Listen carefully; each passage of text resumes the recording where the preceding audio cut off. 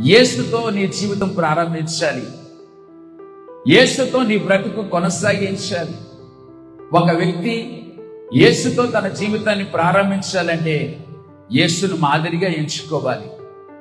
నా యేసు ప్రభువారు ఈ భూలోకములో శరీరధారిగా ఉన్న దినాలలో ఇంకను చీకటి ఉండగానే ఆయన పెద్దలు అక్కడ లేచి ఇంకను చీకటి ఉండగానే అరణ్య ప్రదేశమునకు వెళ్ళి ఒంటరిగా ప్రార్థన చేయించుండేది. ఆయన తండ్రి సన్నిధిలో రాత్రంతా ప్రార్థన చేయించుండేది. యేసు ప్రభువారు నీకు ఒక మాదిరి. యేసుతో నీ ప్రయాణము కొనసాగించాలి. యేసుతో నీ బంధాన్ని పెనవేసుకోవాలి. యేసుతో నీ అనుబంధాన్ని స్థిరపరచుకోవాలి. యేసును మాదిరిగా ఎంచుకోవాలి.